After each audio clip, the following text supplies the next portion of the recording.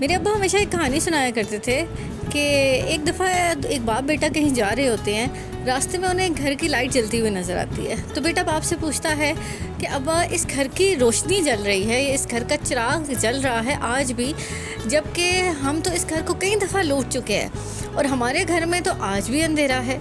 लेकिन उस बाप के पास इस बात का कोई जवाब नहीं था, क्योंकि वो जानता था कि लूटने वालों के घर कभी आबाद नहीं होते। यही हाल इंसानों का भी है कि जो इंसान दूसरों की ज़िंदगियों में जहर घोलने वाले होते हैं, जो इंसान दूसरों की ज़िंदगियां बर्बाद करने वाले होते हैं, उनकी अपनी कभी आबाद नहीं होती। अगर आप अपने इर्द गिर्द नज़र दौड़ाएं तो ऐसे बहुत सारे लोग आपको नज़र आ जाएंगे जो कि हमेशा अकेले रहे, जिनका कोई आगे पीछे पूछने वाला पुरसाने हाल कोई नहीं था।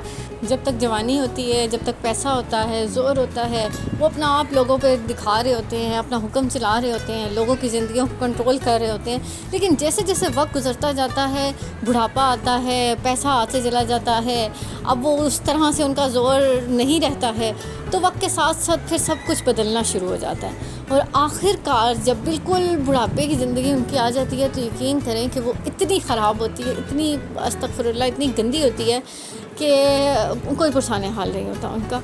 और अभी कुछ अर्सा पहले मेरा जाना हुआ एक ओल्ड एज होम में, और वहाँ पे मैं एक ख़ातून से मिली जो कि काफ़ी बुज़ुर्ग थी, मतलब 65-70 की एज उनकी थी, और वो एक अकेली ख़ातून थी जो उस ओल्ड एज होम में थी। तो उसके जो मालिक थे, मैंने जब उनसे बात की रमज़ान में, आई थिंक सो मेरा वहाँ जाना हुआ था, और जो उनके ऑनर थे, मैंने उनसे जब बात की और इनका बैकग्राउंड जानने की कोशिश की तो उन्होंने मुझे बताया कि ये अपने 4 भाइयों की इकलौती बहन थी और शादी इन्होंने नहीं की। और कुछ अरसा इन्होंने बड़ी, जो अपनी जवानी का वक्त था और जब बिल्कुल अपना पीक का टाइम था, तो इन्होंने बड़ी हुकूमत की अपने घर पर, और जो भाभियां थीं और जो लड़कियां वहाँ पर आईं शादी होके, बड़ा इन्होंने उन पे हुक्म चलाया और अपनी हुक्मरानी का ज़माना इन्होंने बड़ा पीक में गुजारा। लेकिन जब कुछ साल गुज़रे, बच्चे बड़े हुए, तो आहिस्ता आहिस्ता उनका ज़ोर टूटता चला गया, और अब आके 4 भाइयों की वो इकलौती बहन थी। अब आके कोई भी भाई उसको अपने साथ रखने को तैयार नहीं था, कोई भी भाभी उसे अपने साथ रखने को तैयार नहीं थी। माँ बाप मर चुके थे, वो ज़ोर उनका टूट चुका था। तो वो एक वक्त तक हुकूमत उनकी थी, अब उनको कोई भी अपने साथ रखने को तैयार नहीं था, और एट द एंड वो लोग आकर इसे ओल्ड एज होम में छोड़ गए हमारे पास। तो हमने इन्हें अपने पास पनाह दे दी, और अब ये यहीं पे रहती हैं, और यहाँ पर ये अकेले कमरे में रहती हैं।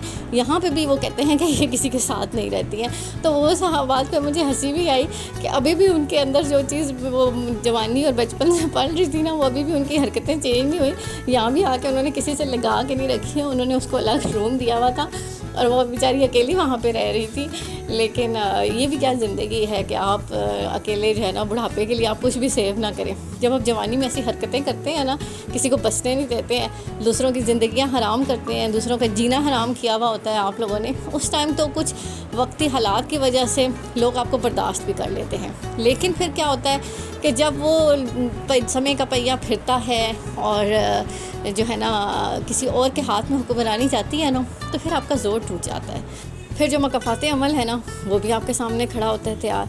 उस टाइम फिर आप कुछ नहीं कर सकते, और सिवाय अकेलेपन के और अज़ियत वाली ज़िंदगी के आपके पास फिर कुछ भी नहीं बचता है। आपके अपने सगे रिश्ते जिन पर आपको बहुत मान होता है ना, वो भी आपको अकेला करके छोड़ के चले जाते हैं, क्योंकि वो भी आपकी हरकतों से तंग आ जाते हैं। तो मेहरबानी करके दूसरों की ज़िंदगियों को हराम करना छोड़ दें, दूसरों की ज़िंदगियों को बसने दें। खुदा रहा दूसरों की ज़िंदगियों को बसने दें। बहुत सारे घर उजड़ गए सिर्फ़ और सिर्फ किसी एक बंदे की वजह से, बहुत सारी ज़िंदगियां बर्बाद हो गई सिर्फ़ और सिर्फ किसी एक बंदे की वजह से। दूसरों को भी बसने दें और खुदा के लिए अपनी ज़िंदगी भी बचाएं। यकीन करें कि जब आप दूसरों को बसने देंगे तो आपकी ज़िंदगी खुद कितनी खुशगवार होगी, ये आप सोच भी नहीं सकते, या आप अंदाज़ा भी नहीं लगा सकते। और बहुत सारी मिसालें हमें आगे पीछे अपने देखने को मिलती हैं इस तरह की, और बड़ा दुख होता है जब हम इन चीज़ों को देखते हैं। लेकिन बात ये होती है कि ना ऐसे लोगों को समझाया जा सकता है, ना उनको बदला जा सकता है, क्योंकि वो एक मिसाल दी जाती है कि कुत्ते की दुम टेढ़ी की टेढ़ी रहती है। वो कभी भी चेंज नहीं होती है। तो इनकी भी मिसाल वैसी है, लेकिन फिर भी हम अल्लाह से दुआ कर सकते हैं कि अल्लाह ताला ऐसे लोगों को हिदायत दे और कोई थोड़ी सी शर्म हया, कोई थोड़ी सी गैरत इनके पल्ले डाले, ताकि जो है ना किसी को ये बसने दें और ख़ुद भी बसे। हम ये नहीं कहते कि किसी को बसने दें, अल्लाह का वास्ता ख़ुद भी बच जाए, ख़ुद भी अपने लिए कुछ आखिरत के लिए या कुछ अपने बुढ़ापे के लिए जमा करके रखे कि उस टाइम पे कोई आपके काम नहीं आएगा। उस टाइम पे फिर आपके अपने बच्चे होते हैं, आपके अपने जो है ना फैमिली होती है जो आपके काम आती है, इसके अलावा कोई बंदा आपके काम नहीं आता। फिर आप अकेले हो जाते हैं। फिर जब कुछ वक्त गुजरता है ना, हर एक फैमिली अपने अपने मसलों में, अपने अपने प्रॉब्लम्स में गुम जाती है, वो अपने लाइफ में बिज़ी हो जाते हैं, तो फिर आप उस टाइम अकेले रह जाते हैं। उस टाइम आपको ख्याल आता है कि यार मेरी भी फैमिली होनी चाहिए थी, मेरे भी बच्चे होने चाहिए थे, लेकिन तब तक वक्त गुजर चुका होता है, फिर आप कुछ भी नहीं कर सकते हैं। तो खुदा के लिए अपने इर्द गिर्द प्यार मोहब्बत बांटें, ख़ुद भी बसें और दूसरों को भी बसने दें। इस खूबसूरत मैसेज के साथ मिलते हैं आपसे अगले व्लॉग में। तब तक अपना बहुत सारा ख्याल रखिएगा, क्योंकि आपके बहुत सारे प्यारों को भी आपकी बहुत सख्त किस्म की ज़रूरत है। अल्लाह हाफ़िज़।